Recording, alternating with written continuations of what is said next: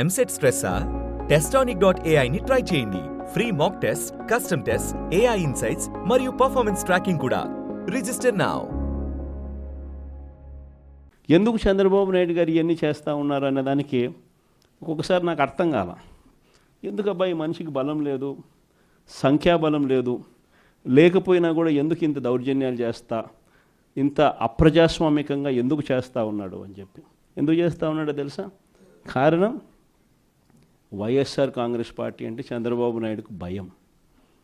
YSR party కార్యకర్త అంటే చంద్రబాబు నాయుడు గారికి భయం. ఎందుకనంటే చంద్రబాబు నాయుడు గారు సూపర్ 6 ఫెయిల్ అయ్యాడు, సూపర్ 7 ఫెయిల్ అయినాడు.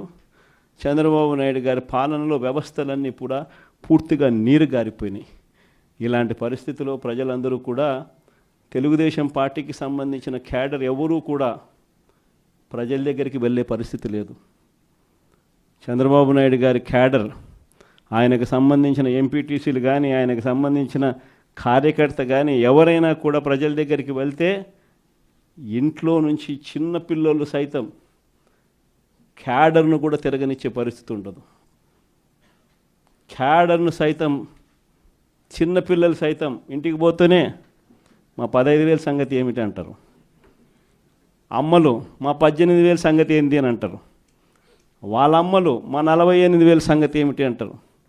ఇంట్లో రైతన్నలు మా 26,000 సంగతి ఏమిటి అని, ఉద్యోగం ఎతికే పిల్లలు మా 36,000 సంగతి ఏమిటి అని చెప్పి ఇలా ప్రతి ఒక్కరూ ఇంట్లో ప్రశ్నిస్తారని కనీసం క్యాడరు, కనీసం ఇండ్లకు కూడా పోని పరిస్థితిలో చంద్రబాబు నాయుడు గారి పార్టీ ఈరోజు పరిపాలన సాగిస్తూ ఉంది.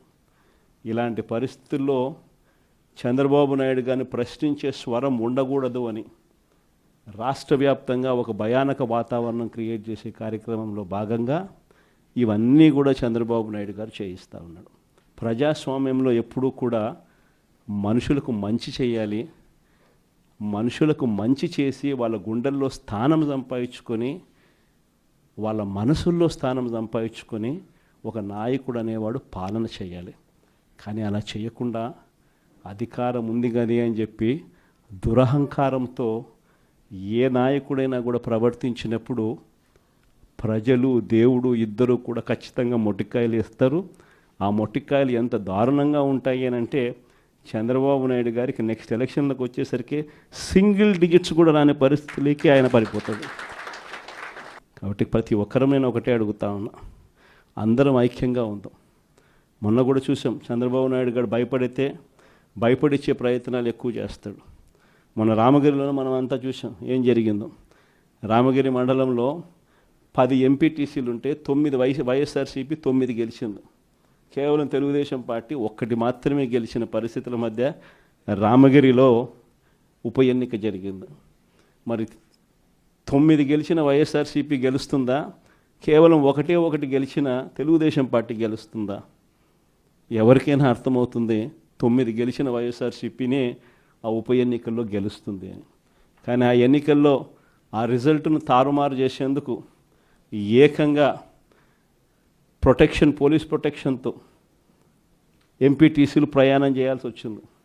మా ప్రాణాలకు ముప్పు ఉంది, మాకు భద్రత కల్పించని కోర్టుకు పోతే కోర్టు పోలీసు భద్రతతో వారిని ఎలక్షన్ హాల్లోకి తీసుకొని పోమని చెప్తే ఈ పోలీసులు ఎంత అన్యాయంగా తయారయ్యారంటే, పోలీసులే ఈ ఎంపీటీసీలను బెదిరించే కార్యక్రమాలు సాక్షాత్తు పోలీసులే చేపట్టారు.